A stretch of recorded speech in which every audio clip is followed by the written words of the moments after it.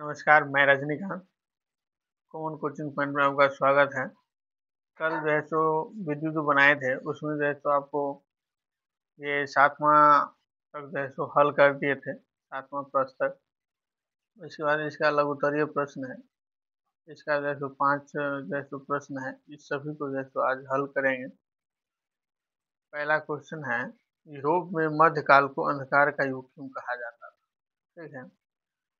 तो जब भौगोलिक खोज नहीं हुआ था, उससे पहले जो है सो इसको अंधकार का युग जो है सो कहा जाता था। यूरोप में मध्यकाल को जो है सो अंधकार का युग जो है सो कहा जाता था। इसका आंसर देखते हैं, इसका आंसर जो है सो क्या हो सकता है। तो देख रहे हैं आप, आंसर जो है सो पहले क्वेश्चन का जो है आंसर है। इसमें दिया गया है कि मध्यकालीन यूरोप को अंधकार का युग इसलिए कहा गया है क्योंकि यह काल समांतरी प्रवृत्तियों का काल था। समांतरी प्रवृत्तियों का मतलब ये हो गया कि राजा का बेटा राजा बनेगा, मंत्री का बेटा जो है मंत्री बनेगा, और जो मजदूर है, मजदूर का बेटा मजदूर बनेगा। उसी काल को जैसे हम समांतरी प्रवृत्तियों का काल कहते हैं। इस काल में न तो व्यापार वाणिज्य गतिशील था और न ही धर्म का स्वरूप और न ही धर्म का स्वरूप मानवीय था। ठीक है। तो इसमें कह रहा है कि व्यापार वाणिज्य मतलब एक देश जैसे दूसरे देश से कोई भी सामान जैसे खरीद बिक्री नहीं करता था। व्यापार वाणिज्य जो अभी बड़े लेवल पे हम देखते हैं, जिसे विश्व बाजार होता है, जहाँ विश्व के सभी देशों की वस्तुएं उपलब्ध होती है। जैसे भारत में मुंबई है, मुंबई में जैसे मुंबई को विश्व बाजार के नाम से जाना जाता है, और वहाँ पर जो है सो विश्व के सभी देशों की वस्तुएं जो है सो उपलब्ध होती है। तो उस टाइप का जो है सो कोई बाजार नहीं था। व्यापार वाणिज्य जो है सो उतने बड़े लेवल पर जो है सो नहीं होता था। और अगर कोई दूसरे गाँव के लोग या दूसरे क्षेत्र के लोग भी अगर आते थे, तो उसको जो है सो विदेशी के नाम से जो है सो बुलाया जाता था। व्यापार वाणिज्य जो है सो उतना ज़्यादा गतिशील नहीं था, और न ही धर्म का स्वरूप जो है सो मानवीय था। ठीक है। उसके बाद जो है सो उस समय के लोगों में, मध्ययुगीन लोगों को विश्वास था कि पृथ्वी जैसे चलती है, एवं समुद्र में जाने पर अधिकतम दूरी जाने पर पृथ्वी के किनारों से गिरकर अनंत में विलीन हो जाने का भय बना रहता था। ठीक है। तो उस समय के लोगों का जैसे मानना था, जैसे आज हम लोग जैसे जानते हैं कि पृथ्वी गोल है और इसके किनारों से नहीं गिरा जा सकता है, लेकिन उस समय के लोगों का जैसे मानना था कि पृथ्वी चपटी है, अगर हम समुद्र में अधिक दूरी तक जाएंगे तो उसके किनारों से गिर करके अनंत में विलीन हो जाएंगे। ये भय बना रहता था। इसलिए उस युग को जो है सो यूरोप में अंधकार का युग कहा गया है। ठीक है। इस टाइप से जो है सब देख रहे हैं, आंसर इसका जो है सो पहला का जो है सो दिया गया है। उसके बाद जो है सो दूसरा क्वेश्चन जो है सो देखते हैं। तो दूसरा क्वेश्चन आप लोग देख सकते हैं। दूसरा क्वेश्चन है कि भौगोलिक खोजों में वैज्ञानिक उपकरणों का क्या योगदान था? तो भौगोलिक खोजों में वैज्ञानिक उपकरणों का जो है सो क्या योगदान है? इसका थोड़ा-सा हम जो है सो आपको हिंट दे देते हैं कि जब तक वैज्ञानिक उपकरण का खोज नहीं हुआ था, तो उस समय में जो है सो लोगों को पहुँचना होता था भारत और पहुँच जाता था अमेरिका। इसलिए जो है सो क्रिस्टोफर कोलंबस जो था, वो भारत के लिए निकला था, लेकिन पहुँच गया अमेरिका। और वहाँ के लोगों को जो है सो रेड इंडियन कहा। वहाँ के लोग जो है सो उसको समझाया भी कि यहाँ जो है ये अमेरिका है, ये भारत नहीं है। बोला ना, हम भारत के लिए निकले थे, ये भारत ही है। इसलिए वहाँ के लोगों को जो है सो रेड इंडियन जो है सो कहा। इस प्रकार का जो है सो समस्या लोगों को जो है सो झेलना पड़ता था। तो वैज्ञानिक उपकरण के बाद जो है सो लोगों को इस प्रकार की समस्या नहीं झेलना पड़ा। उसके बाद जो है सो हवा का झोंका जिस ओर जो है सो जाता था, जहाज उधर ही जाता था। उत्तर पूर्व पश्चिम दक्षिण का जो है सो कोई भी ज्ञान नहीं होता था। लेकिन उसके बाद जो है सो वैज्ञानिक उपकरणों का जो है सो खोज हुआ, और लोगों को जो है सो दिशा का जो है सो ज्ञान हुआ। इसके बारे में जो है सो जानते हैं। दूसरा जो है सो आंसर क्या है? तो कह रहा है कि इस काल में हुए नए नए वैज्ञानिक वैज्ञानिक उपकरणों के आविष्कार ने समुद्री यात्रा अर्थात भौगोलिक खोजों को आसान कर दिया। ठीक है। इस टाइप से आप जो है सो देख सकते हैं, भौगोलिक खोजों को जो है सो आसान कर दिया। उसके बाद जो है सो कह रहा है कि जैसे दिशा सूचक यंत्र, उसके बाद जो है सो दूरबीन, तथा मानचित्र के सुधार एवं केरावल जहाज।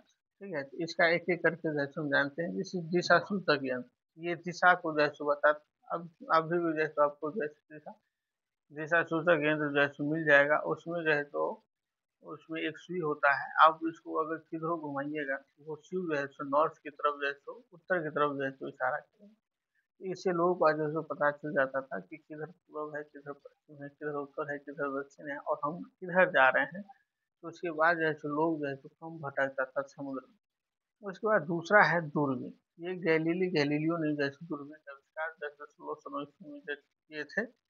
और उसके बाद जो है सो लोगों को जो है सो दूर तक देखने में बहुत ज़्यादा आसानी होता था। उसके बाद जो है सो मानचित्र के सुधार एवं केरावल जहाज। ठीक है, तो मानचित्र में जो है सो सुधार हुआ, तो मानचित्र में जो है सो पहले कोई देश को कहीं जो है सो स्थापित कर दिया गया था, बहुत सारा देश मानचित्र में था ही नहीं। तो उस सब देशों को जो है सो स्थापित उसमें किया गया, और जो नाविक था उसको जो है सो एक जगह से दूसरी जगह जाने में बहुत ज़्यादा सुविधा होता था। और उस समय जो है सो सबसे तेज चलने वाला जहाज जो था, ये केरावल था। ये जो है सो बहुत तेज चलने वाला, मतलब उस समय का जो भी जहाज था उसकी अपेक्षा ये बहुत ज़्यादा तेज चलता था। अभी के समय में तो ये जहाज कुछ भी नहीं है, लेकिन उस समय के जहाज में जो है सो सबसे तेज चलने वाला अगर कोई जहाज था तो वो केरावल था। और लंबा लंबा दूरी जो है सो इसके माध्यम से कम समय में तय किया जा सकता था। ठीक है, इस टाइप से जो है सो आप इस प्रकार से आप आंसर इसका जो है सो देख सकते हैं। उसके बाद जो है सो तीसरा क्वेश्चन जो है सो देखते हैं। तो तीसरा क्वेश्चन जो है सो आप देख रहे हैं, कह रहा है कि भौगोलिक खोजों ने व्यापार वाणिज्य पर किस प्रकार का प्रभाव डाला। भौगोलिक खोजों ने व्यापार वाणिज्य पर जो है सो किस प्रकार का प्रभाव डाला। तो बहुत सारा देश जो था वो एक दूसरे से जो है सो व्यापार वाणिज्य नहीं करता था, लेकिन भौगोलिक खोजों के बाद जो है सो बहुत सारा देश जो है सो व्यापार वाणिज्य जो है सो करने लगा। और जो है सो मुद्रा का भी आविष्कार जो है सो व्यापार वाणिज्य का भी जो है सो देन है। तो बड़े पैमाने पर जो है सो व्यापार वाणिज्य हुआ, और लोगों को जो है सो वस्तु एक जगह से दूसरी जगह ले जाने में या खरीदने या बेचने में जो है सो बहुत सारा दिक्कत होता था। उसके बाद जो है सो मुद्रा का जो है सो आविष्कार हुआ। इसका आंसर हम देख लेते हैं, इसका आंसर जो है सो क्या हो सकता है। तो कहा है कि भौगोलिक खोजों ने नए देशों की खोज एवं नए व्यापारिक संपर्कों ने यूरोपीय व्यापार वाणिज्य में क्रांतिकारी परिवर्तन लाए। ठीक है, तो व्यापार वाणिज्य में जैसे क्रांतिकारी परिवर्तन लाए, नए नए देश जैसे उसके संपर्क में आया। और कहा कि व्यापार वाणिज्य में जैसे क्रांतिकारी जैसे परिवर्तन लाए। पहले जैसे छोटे मोटे लेवल पर जैसे व्यापार होता था, लेकिन नए नए देशों का जब जब आविष्कार हुआ तो बड़े पैमाने पर जैसे व्यापार वाणिज्य जैसे होने लगा। इसीलिए जैसे कहा गया है कि व्यापार वाणिज्य में जैसे क्रांतिकारी परिवर्तन लाए। उसके बाद कहा है कि उपनिवेशों के आर्थिक शोषण से यूरोपीय देश समृद्ध होने लगे। उपनिवेशों के आर्थिक शोषण से यूरोपीय देश समृद्ध होने लगे। यूरोपीय देश जो था वो समृद्ध होने लगा। ये क्या करता था, वहाँ के लोग से जैसे सस्ता माल खरीदता था, अपने देश में जाकर के जैसे महंगा दामों में जैसे बेचता था और बहुत ज़्यादा पैसा जैसे कमाता था। तो जो वो लोग जैसे उपनिवेश जैसे बसाता था, कॉलोनी जैसे बनाता था, और वहाँ से जो है सो सामान खरीद करके यूरोप में जाकर के बेचता। ये बहुत ज़्यादा समृद्ध होने लगा, और बहुत ज़्यादा बड़े पैमाने पर जब व्यापार होने लगा तो मुद्रा व्यवस्था का जो है सो विकास, बहुत ज़्यादा बड़े पैमाने पर विकास हुआ, मुद्रा व्यवस्था का जो विकास हुआ। अगर व्यापार वाणिज्य उतने बड़े स्तर पर नहीं होता तो मुद्रा व्यवस्था का जो है सो विकास नहीं होता। आज भी जो है सो हम गाय खरीद करके बकरी लेते हैं, बकरी बेच करके जो है सो गाय खरीदते हैं। तो ये सिस्टम जो है सो बना हुआ रहता। उसके बाद जो है सो अगला क्वेश्चन जो है सो देखते हैं। चौथा क्वेश्चन जो है सो क्या दिया हुआ है। चौथा क्वेश्चन दिया हुआ है कि भौगोलिक खोजों ने किस प्रकार भ्रांतियों को तोड़ा। ठीक है, तो उससे पहले जो है सो अभी भी जो है सो सभी धर्मों में देखिएगा कि उसमें जो है सो बहुत प्रकार का जो है सो अंधविश्वास होता है, भ्रांतियाँ होता है, उसको जो है सो साइंस जो है सो तोड़ने का काम करता है। तो भौगोलिक खोज जब हुआ ना तो उसमें जो बहुत सारा भ्रांतियाँ था धर्म में, और खास करके ईसाई धर्म में जो भ्रांतियाँ था उसको जैसे उंगली उठने लगा और उसमें जैसे सुधार हुआ। इसका आंसर क्या हो सकता है, ये देखते हैं हम। चौथा क्वेश्चन का जैसे आंसर इस प्रकार से आप देख सकते हैं, कह रहा है कि भौगोलिक खोजों ने भौगोलिक ज्ञान के संदर्भ में पर्याप्त भ्रांतियों को पर्याप्त भ्रांतियों को तोड़ने का कार्य किया। इससे चर्च द्वारा प्रसारित अवधारणाओं पर उंगली उठने लगी। तो चर्च के द्वारा जो प्रसारित अवधारणा था, उस पर जैसे उंगली उठने लगा, बहुत तेज जैसे उंगली उठने लगा, और उसमें जैसे सुधार भी हुआ। धर्म में जो अंधविश्वास था उसमें जैसे सुधार भी हुआ। तो कालांतर में यह यूरोप में धर्म सुधार आंदोलन का कारण।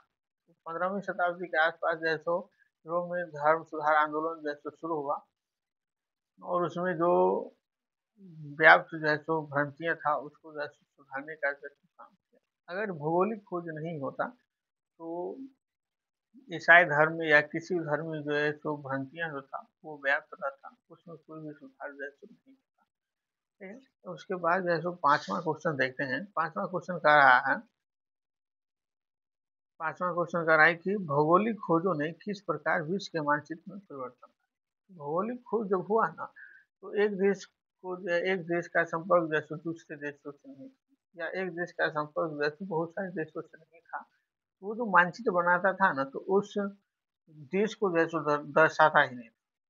तो इसमें जो है सो बहुत सारा सुधार जो है सो हुआ। भौगोलिक खोज जब हुआ तो जैसे भारत तक जो है सो पहुंचने का समुद्री मार्ग का जो है सो खोज हुआ। भारत को जो है सो नक्शा में दिखाया गया, ऑस्ट्रेलिया को जो है सो नक्शा में दिखाया गया, अमेरिका को जो है सो नक्शा में दिखाया गया।